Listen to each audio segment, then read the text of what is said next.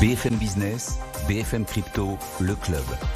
Sandra Gandoin. Bonjour à tous, je suis ravie de vous retrouver. BFM Crypto, le club, et comme tous les jeudis, on va répondre à vos questions dans cette émission. Vous nous les posez à cette adresse crypto@bfmbusiness.fr. Ça tombe sur notre messagerie et on y répond tous les jeudis avec Stéphanie Fra, senior manager chez Coinhouse. Bonjour Stéphane. Morgane Landus sera avec nous aussi dans un instant, fondatrice de Crypto 360. Vous nous écrivez, on vous répond. BFM Crypto, le club. Émission du jeudi, c'est parti.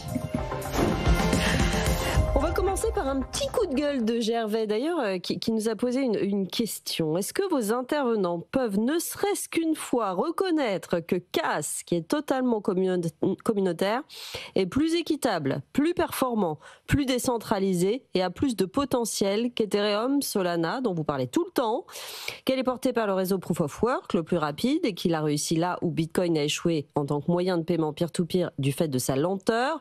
On a l'impression que votre émission ne met pas assez en évidence les avancées majeures de cette industrie. Stéphane, une réponse? Alors déjà, on en a parlé il y a plusieurs émissions de ça. Bien ce qui me semblait. Et on avait répondu à une question d'un auditeur sur qu'est-ce que c'est que ce projet CAS. Ouais. Donc pour rappel, c'est effectivement une blockchain qui fonctionne en proof of work, qui a à peu près une transaction par seconde, mais qui travaille pour améliorer encore plus cette rapidité. C'est un des projets qui essaye de résoudre le trilemme de la blockchain, qui sont la rapidité, enfin en tout cas maximiser la rapidité, la sécurité et la décentralisation, qui sont, on va dire, les trois thèmes majeurs ou les trois philosophies majeures derrière les blockchains. Et c'est un projet qui essaye de maximiser sur ses performances sur ces trois éléments.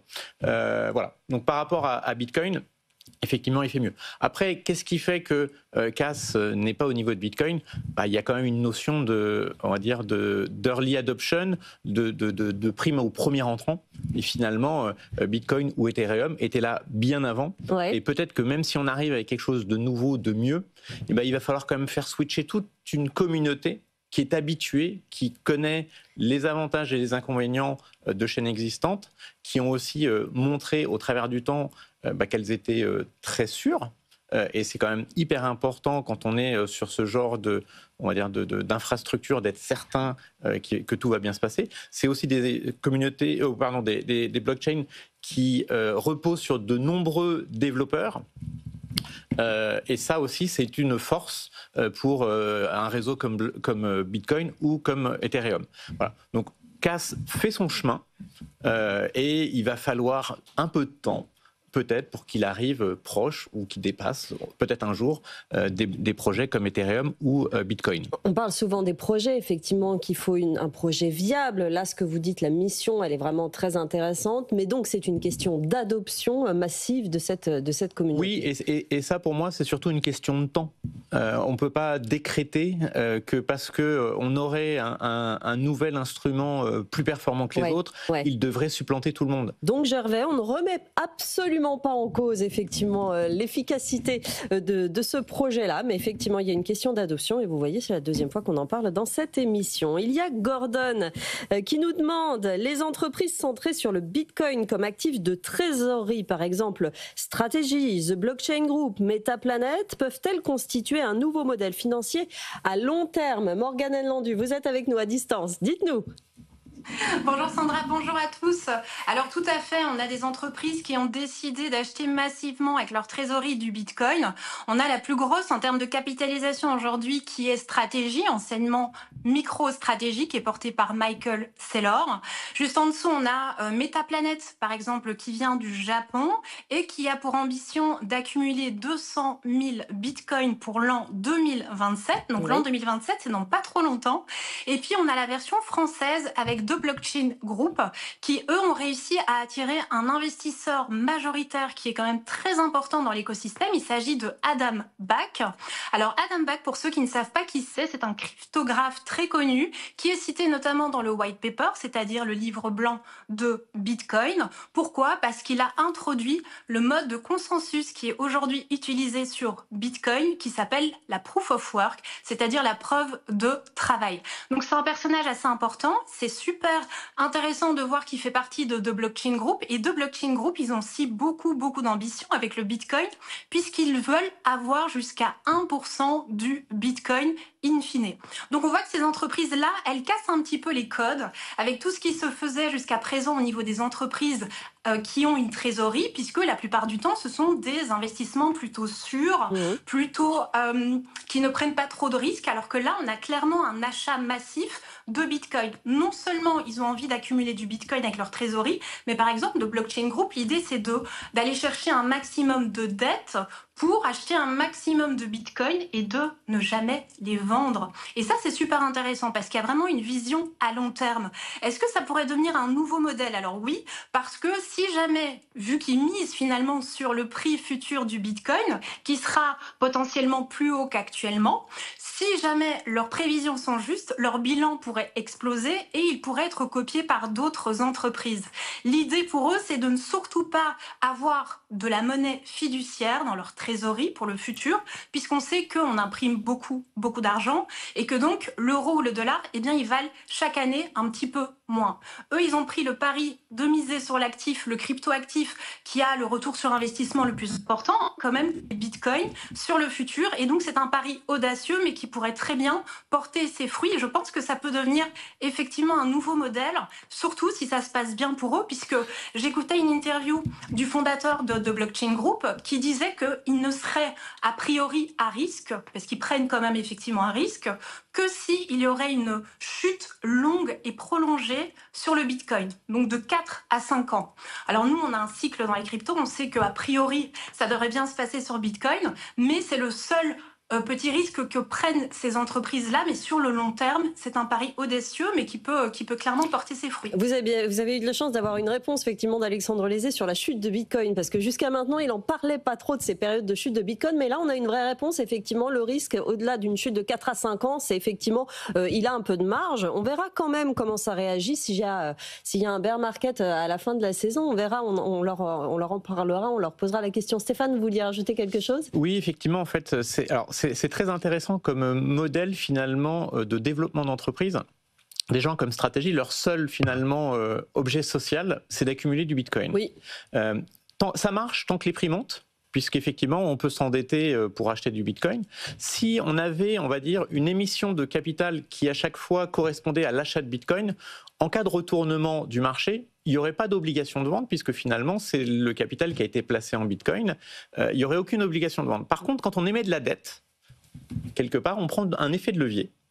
Et comme dans tous les marchés financiers, quand il y a un effet de levier et que le marché se retourne contre vous, on a ce qu'on appelle des appels de marge, c'est-à-dire que les prêteurs, à un moment donné, paniquent sur le fait qu'on leur doit toujours un montant constant en euros ou en dollars. C'est ça, c'est quand même une question de confiance. Et si la valeur de ce qu'il y a en face passe sous cette valeur-là, alors potentiellement les prêteurs vont paniquer. Quand bien même on peut essayer de se convaincre que le cycle va revenir, c'est le prêteur qui va souvent avoir la main sur la société. Voilà. Donc c'est le seul bémol à ce modèle-là, c'est le fait d'avoir potentiellement des échéances sur les dettes qu'il faudra honorer avec peut-être à ce moment-là un prix qui ne sera pas assez favorable. Morgane, vous vouliez ajouter quelque chose ? Oui, non, complètement, c'est exactement ça. Ce serait une chute prolongée de 4 à 5 ans et à partir de là, ils seraient effectivement dans une situation où ils doivent rembourser leurs créances et donc payer la dette et là, ça pourrait être un souci. Mais sinon, l'idée de se dire qu'ils ne veulent pas avoir uniquement de l'euro ou du dollar en sachant que le Bitcoin, qui je rappelle, est un actif assez rare, qui est de plus demandé, qui est de plus en plus adopté et acheté, le potentiel pour Bitcoin, à l'inverse, sur le long terme, il est illimité. On parle souvent d'1 million. Alors, je pense que c'est parce que c'est un seuil symbolique. Il y a eu les $1, les $10, les $100, les 10 000 et les 100 000 qu'on a connus récemment. Quand il y aura le million, ce sera également symbolique. Par contre, clairement, si le Bitcoin atteint le million, ce ne sera pas la fin.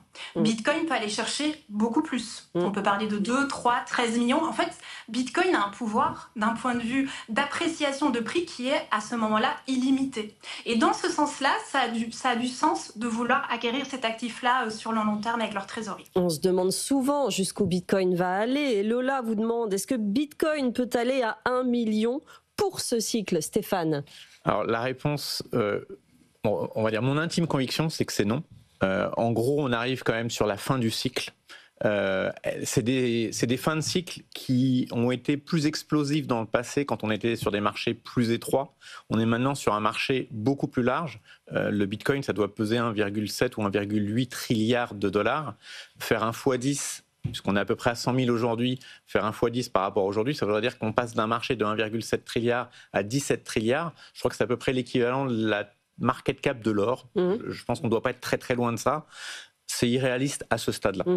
Après, est-ce que le cycle va exactement se conformer à ce qu'on a eu dans le passé, c'est-à-dire que la fin de cycle va arriver en Q3, Q4 de cette année? C'est un pari. On va dire, qu'on peut faire par rapport à ce qui s'est passé dans le passé. Aujourd'hui, ce n'est pas tout à fait la même structure de marché, donc peut-être que il va se prolonger en termes de temps. En termes de prix, aujourd'hui, tabler sur un x10 à un horizon de quelques mois, je pense que c'est déraisonnable. Bon, on verra ça, effectivement. On n'a plus beaucoup de mois pour le vérifier, donc on en reparlera la saison prochaine. Lila vous demande, Morgane, quels sont les frais lorsqu'on investit dans les cryptos ? Oui, c'est une question qui est intéressante parce qu'elle me permet de toucher plusieurs axes. Les premiers frais auxquels on va penser quand on démarre dans cet écosystème, c'est évidemment les frais d'achat. Si je suis un débutant ou une débutante, je vais acheter mes premiers actifs sur une plateforme d'achat, un centralized exchange, c'est-à-dire une plateforme centralisée. Pour les plus connus, Binance, Coinbase, KuCoin par exemple. Ça me permet d'échanger mes euros contre des cryptos et je vais payer du coup des frais d'achat. C'est comme ça que ces plateformes, la plupart du temps, elles se rémunèrent. Donc je dois prévoir ça quand je vais investir pour la première fois en crypto, de me dire que je vais payer effectivement des frais d'achat. D'ailleurs, pour les personnes qui se poseraient la question sur quelle plateforme est-ce que je devrais utiliser, ça peut être un indicateur ou un indice, peut-être pas le seul, mais parmi plusieurs options, regardez les frais d'achat qu'applique cette plateforme, puisque ça peut aller de 0,01% à 2, 3, 4, 5%. Donc ça, c'est un petit critère de sélection qui peut être intéressant. Les autres frais auxquels on va être confronté très rapidement, surtout si on veut devenir propriétaire de nos cryptos actifs, c'est-à-dire être souverain et souveraine, ça va être de faire une transaction, de faire un transfert de la plateforme d'achat où j'ai acheté mes premiers actifs vers un portefeuille. Et bien, quand je vais sortir mes actifs de la plateforme d'achat où j'ai acheté mes cryptos, par exemple pour la première fois, je vais payer également des frais. Ça peut être pour envoyer aussi à une personne, mais je vais partir du principe qu'on va simplement sortir les actifs de la plateforme d'achat. Et bien là, je vais payer des frais. Alors cette fois-ci, ce ne seront plus des frais en monnaie fiduciaire. Typiquement en Europe, ça va être en euros. Là, ça va être des frais dans la monnaie, dans la crypto-monnaie que je veux envoyer. Et ça, c'est une question qu'on me pose souvent, c'est combien est-ce que ça coûte? Alors que vous envoyez 1 euro, 1000 euros ou 1 million, ça ne changera rien. Vous allez payer selon l'utilisation du réseau à l'instant T. Donc, si vous avez l'impression que vous allez payer un petit peu trop cher, vous pouvez très bien optimiser et envoyer à un autre moment, par exemple, votre transaction, à un moment où d'autres personnes n'utiliseraient pas le réseau. Donc ça, c'est une question très fréquente. Et puis, ça, c'est les coûts les plus visibles, j'ai envie de dire. Donc, le coût d'achat et puis le coût quand je veux faire une transaction sur la blockchain, c'est-à-dire on-chain. Et puis, pour moi, il y a les coûts cachés, Sandra. Quand, en fait, on ne se forme pas, quelque part, c'est un coût caché. Je recommande toujours aux gens de se former. Alors, je ne veux pas prêcher pour ma paroisse, mais c'est vrai que moi, j'ai ma formation en ligne, 44 vidéos disponibles à vie et j'accompagne en individuel des personnes. Et ce que je remarque, c'est que les personnes qui viennent chez moi et qui démarrent, si elles avaient fait toutes seules ce chemin d'exploration, elles auraient fait des erreurs. Et en fait, la plupart du temps, les gens qui ne se forment pas, malheureusement, ils le payent à un moment ou à un autre, parce qu'une erreur chez nous, elle peut coûter extrêmement cher. Un autre coût caché, ce serait par exemple de ne pas faire une bonne gestion de mon portefeuille. Alors oui, devenir souverain, c'est super, mais c'est vrai que ça donne une certaine responsabilité à la personne qui veut être réellement propriétaire de ses actifs. Et du coup, il faut faire des mises à jour sur mon portefeuille. Il faut vérifier que j'ai bien synchronisé, par exemple, mon portefeuille avec la blockchain avant de faire une transaction. Enfin, il y a des petites choses quand même à vérifier. Et puis, le plus important, évidemment, c'est la gestion de mes seed phrases, mes passphrase, c'est-à-dire 12 à 24 mots que je vais recevoir quand je vais ouvrir mon portefeuille. Je dois en faire la gestion et je dois pouvoir avoir accès à ces phrases de récupération si jamais je perds mon PC portable ou, par exemple, ma clé Ledger. C'est la période des vacances. Donc, peut-être que des personnes vont partir en vacances. Eh bien, si on vous vole, par exemple, votre PC ou votre Ledger, pas de souci, à condition d'avoir bien fait la gestion de vos seed phrases et passphrases. Donc ça, c'est super important. On parlait de formation il y a un instant. Il y a Sylvie qui nous écrit « Je me passionne pour la crypto depuis 2 ans. J'ai accumulé beaucoup de connaissances. Est-ce qu'il existe des diplômes ou examens reconnus pouvant certifier les connaissances acquises dans le domaine de la blockchain et des crypto-actifs ?» Stéphane. Alors, il en existe relativement peu. Nous, on est amené à collaborer avec une école qui s'appelle Alria, qui est dans ce domaine-là depuis assez longtemps.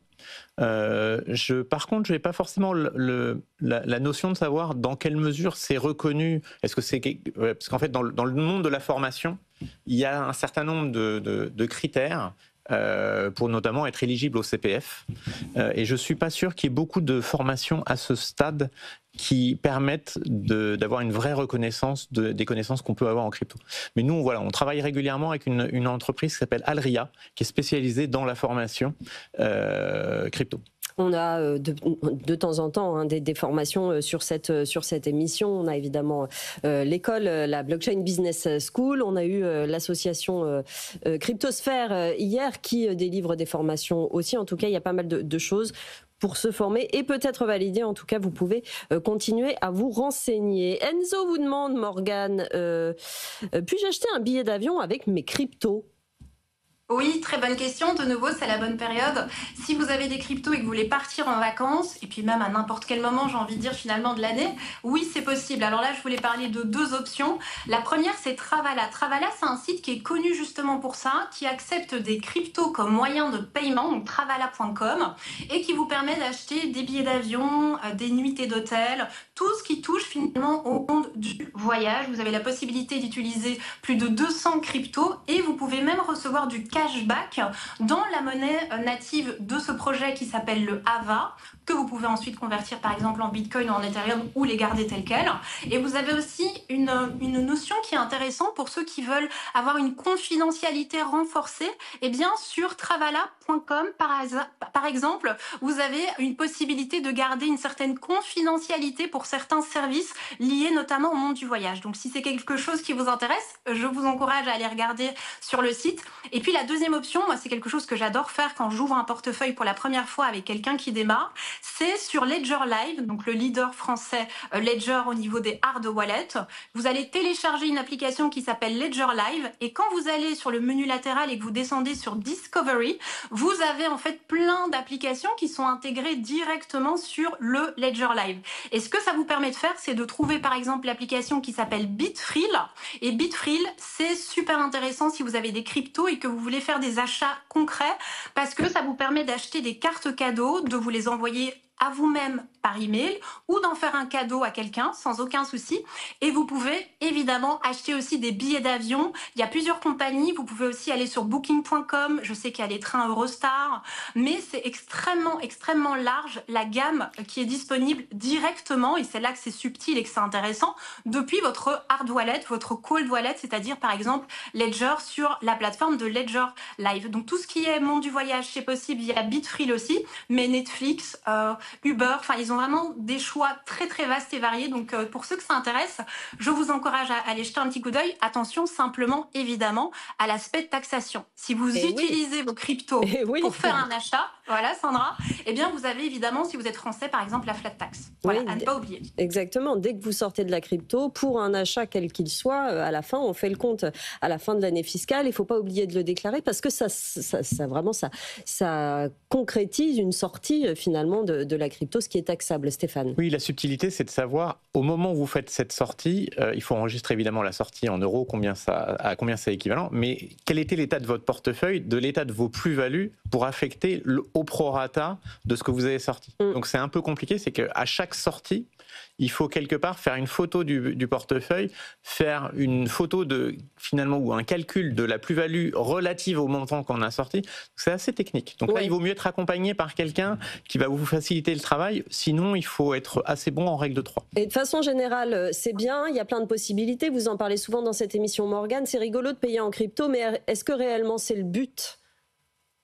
Alors, à la base, quand même, Bitcoin, le but, c'était d'être un moyen d'échange de personne à personne. Electronic Cash System peer-to-peer. L'idée, c'était vraiment ça du livre blanc avec Satoshi Nakamoto. Donc, à la base, c'était quand même l'idée de pouvoir s'échanger de la valeur, mais plutôt de personne à personne. Aujourd'hui, Bitcoin est quand même occupé de devenir plutôt un actif refuge, une réserve de valeur, l'or digital. Et vous avez certaines cryptos, néanmoins, qui, pour moi, sont dans cette idée de moyen de paiement. On voit quand même Mastercard qui fait maintenant des gros partenariats, notamment avec certaines blockchains. Donc il y a certaines cryptos. Alors peut-être que ce ne sera pas Bitcoin directement, complètement. C'est vrai que plusieurs personnes ne pensent pas que Bitcoin c'est un moyen de paiement, mais il peut quand même être utilisé comme tel. À la base, sa première utilisation, c'était Silk Road aussi. Je tiens à le rappeler, le site en ligne qui permettait d'acheter des choses, bon, légales et pas légales, mais c'était quand même un moyen de paiement. Donc à la base, c'est quand même pensé pour. Maintenant, c'est devenu autre chose. Et je pense que certaines blockchains et certaines cryptos peuvent garder l'avantage d'être facilement transférables de continent en continent. Par exemple, je pense à XLM, Stellar Lumen. Il y a aussi XRP qui se focalise plus sur les institutionnels, le monde bancaire. Donc, il y a quand même certaines blockchains et cryptos qui pourraient techniquement jouer ce rôle-là. Et je tiens aussi à rappeler que 50%, par exemple, des Turcs possèdent du Bitcoin pour préserver, par exemple, la valeur de leur monnaie nationale qui, elle, se dévalue complètement. Et beaucoup de pays d'Amérique du Sud aussi s'intéressent maintenant à avoir Bitcoin comme une monnaie. Et finalement, c'est pour préserver leur pouvoir d'achat, mais c'est aussi pour l'utiliser comme paiement. Bien sûr, ils ont peut-être moins la question fiscale dans ces pays-là. Et finalement, en France, c'est quand même un élément important avant de prendre cette décision. Ilan vous demande, Stéphane, pourquoi Solana est autant apprécié ?